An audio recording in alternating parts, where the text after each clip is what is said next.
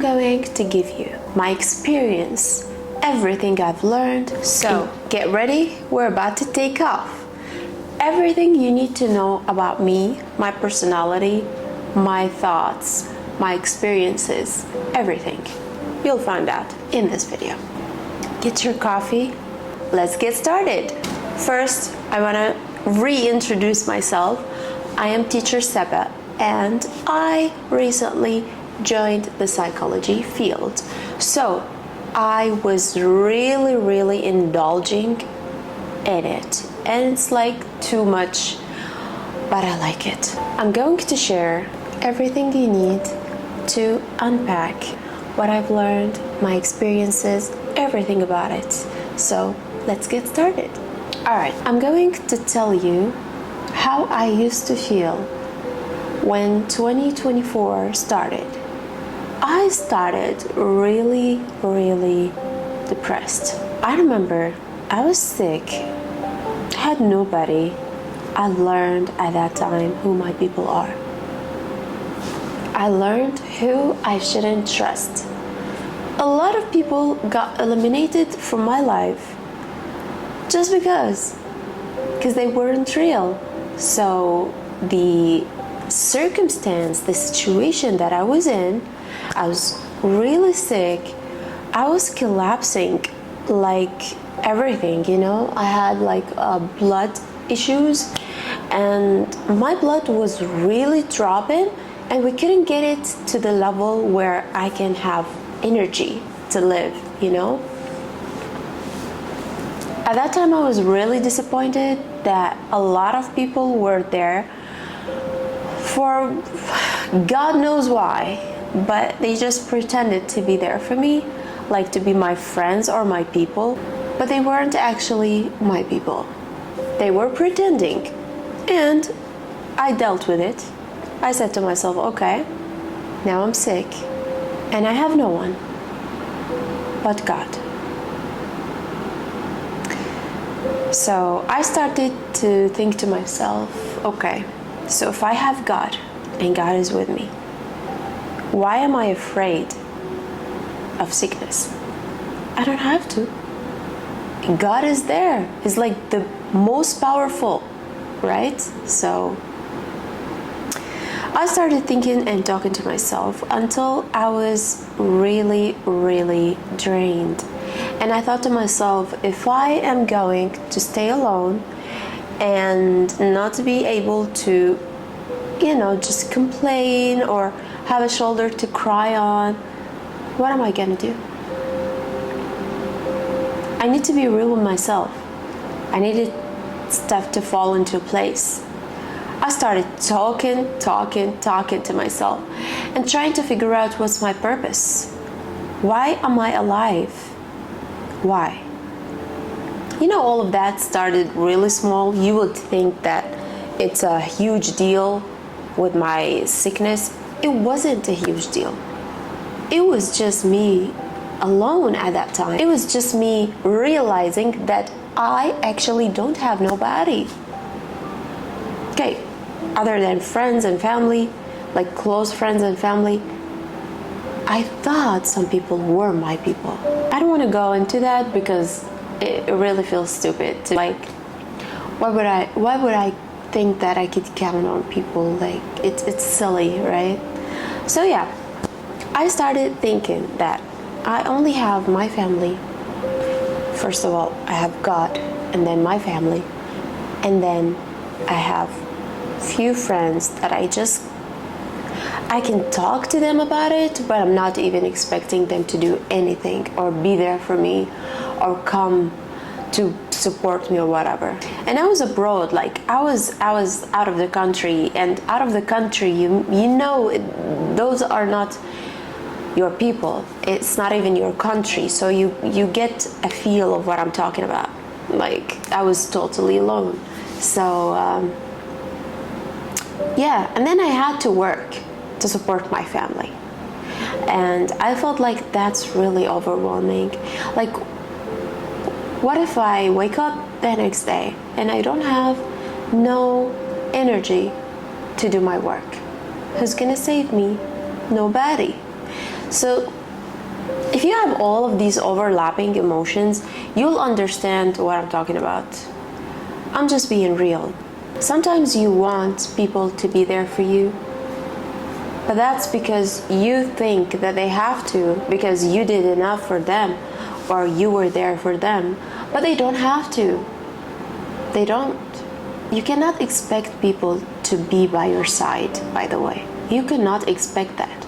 You always have to think that you are on your own. Otherwise, you will be so disappointed because people change and people are not going to be there in a snap of a finger. You got to know your priorities and nobody's coming to save you. So at that time, I realized that I have nobody and I'm totally alone and I have to figure out how I'm going to live this life like this. Okay. So a lot of fake people in front of me, and those people are there just because maybe they thought that I'm going to be beneficial for them. And I don't know why, but people think that I am beneficial for them, so they keep me around, so that when they need me, I'm one call away. But in reality, they get really mad at you if you don't cooperate, and now you're not good enough for them because you didn't do what they wanted you to do. Excuse me? You wasn't there for me too. You have to understand that, and you have to start saying to people, okay, I did my part with you. I was there for you. You wasn't there for me. So that's a wrap. Done. I'm not gonna talk to you just because you want to, just because you're trying to manipulate me into thinking that, oh, you're the monster, you're so mean, oh, how come you leave me? Yeah, I can leave you because you wasn't there for me. I don't need you. What makes you think I need you? If we as friends are not there for each other, then we don't have to be with each other. All right? That's a wrap. And I'm going to tell you something else. People will blame you. They will literally shame you for not being there for them all the time. And how come, God forbid, you have a life and you didn't help them? Oh my God, she's a bad person. How come she didn't give us everything she have? How come she didn't focus on just us? How come she has a life? People are really weird in that sense. They will shame you, they will manipulate you, they will play you in your face, making you think that you are not doing enough for them. And how come you would do that to them? You have to do everything you can just because. It's too much. You don't have to go through that. You have to set your boundaries, right? Going back to my story, so I was like in a state of mind where I need to study psychology more. I studied it for like 3 to 5 years, but now I need more of it. I was like really hungry to read books, to educate myself, because if not, I wouldn't be here today. I literally healed myself with books. I knew that I have nobody. I knew that I had no friends and I'm sick, but I had books and they healed me. And I felt like I have someone. I was literally carrying my books with me to the coffee shop, reading and internalizing and enjoying that reading. And I felt like, oh my God, I have a friend. I truly have a friend. And now I can't live without my books. That was the turn. That was the turn in my story. I literally self-educated to the point that now I can help others who are going through hard times. Like, you don't have to suffer. You don't have to think that you're alone. You don't have to be sick and isolated. No, you have to be supported. So how come you get that support? You need to self-educate. You need to read books and listen to podcasts, videos, whatever that is, about how to become the woman who people enjoy supporting. enjoy giving to, enjoy gifting, enjoy being there for. You have to understand it needs skills. That's what you need. And you have to understand that, and nobody's gonna teach you that.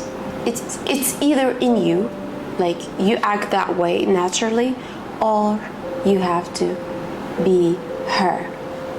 And how do you become that? Self-education. Again, self-education. You need to self-educate. You can't just sit all day and expect everything to fall into place. No. That's why I started listening to women that are everything I want to be. Successful, rich, enjoying their life, have support system, enjoying every moment, having activities, having people around them that wants to be there for them and helping them.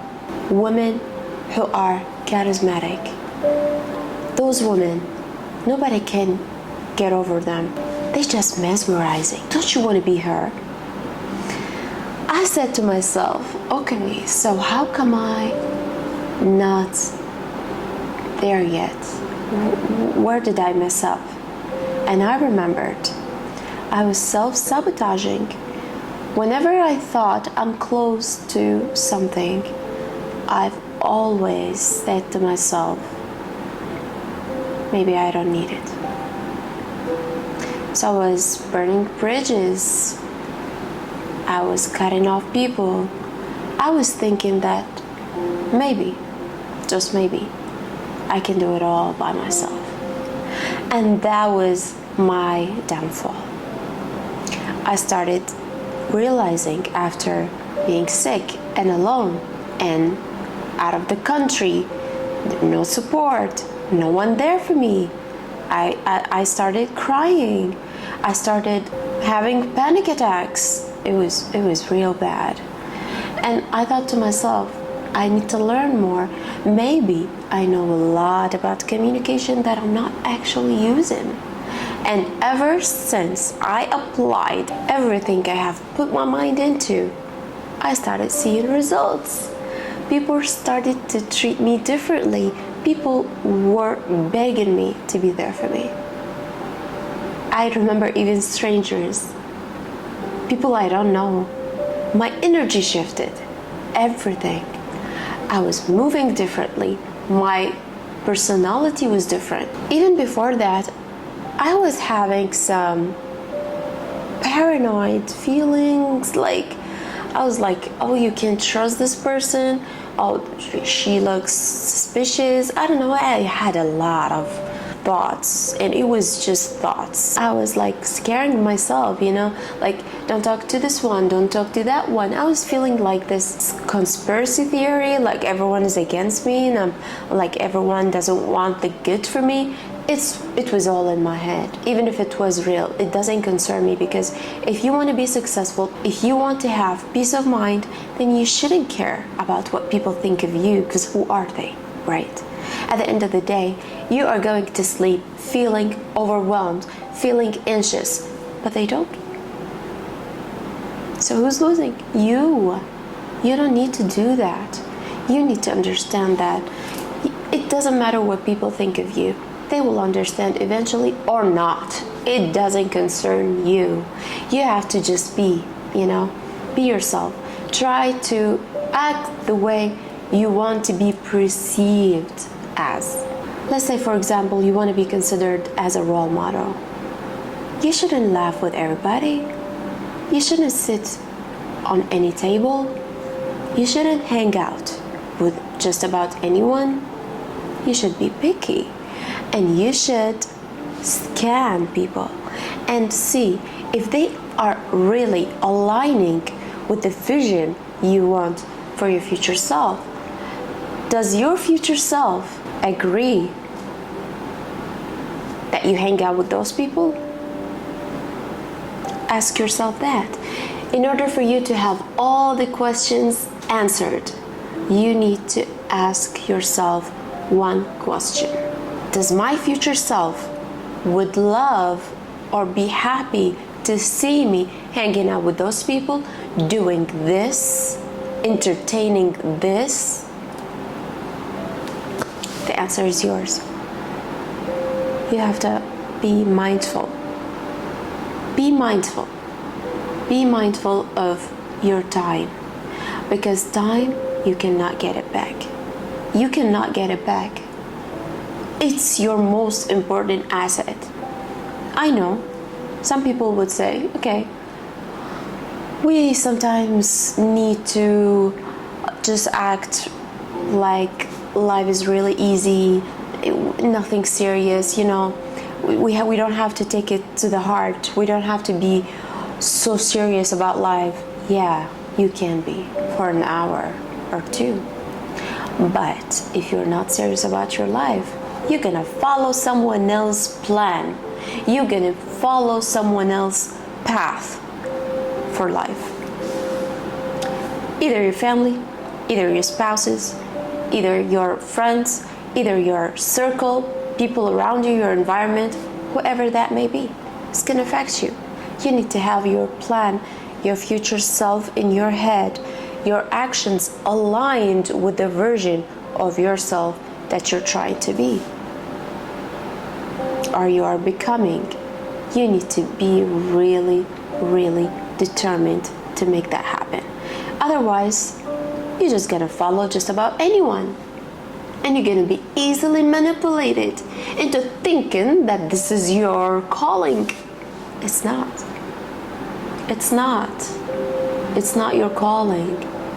You need to know exactly what feeds your heart. For example, I was about to make a video, maybe a video that my audience would like. I know it's important to follow people and to see how they will interact with everything and follow up and whatever. But that doesn't make me happy. So I made a video talking to you guys naturally, because I think that's more fulfilling for my calling. I want to be authentic. I want to be me, like I want to be the real me. I want to be myself in front of the camera and just talk to you naturally, just like that, talking about my experiences, right? That feels natural to me. That feels fulfilling to me. So I'm following my purpose, not what other people want. Because if I do that, I'll always be trapped in that, and I will never do me. So look within. What do you want to be? What are you trying to do? What are you trying to accomplish? What's the image inside of your head about your future self? How does she live life? How does she behave? How does she treat others? Her goals. Where is she living? How does she act? Everything. How does she dress? Where does she always go? What's her routine like? Everything. You need to ask yourself all of those questions to become the version of yourself that you want to become in 2026. So stop letting people decide who you are, what's your calling, who you're trying to be. Everything is in your hands. So just follow your heart. Do whatever makes you happy. There's no rules. There's no new me. It's all about what do you actually want? What makes you happy? Focus on that. Because at the end of the day, that's all that's gonna matter in 10 years. Because in 10 years, you'll ask yourself, I was young, I was beautiful, but I didn't use any of those. Why? Because I was trying to fulfill others' purpose, but not mine. You don't wanna look back and say that, I feel sorry for myself. I wish I have done that. I wish I wasn't so weak. No, stand for yourself now. It's your time to shine. Might as well use it. Have a great new year. With that mindset, you can do anything. Just remember that. You are powerful, capable of making whatever you put your mind into. And what do you think of that? Let me know in the comments. See you in the next video.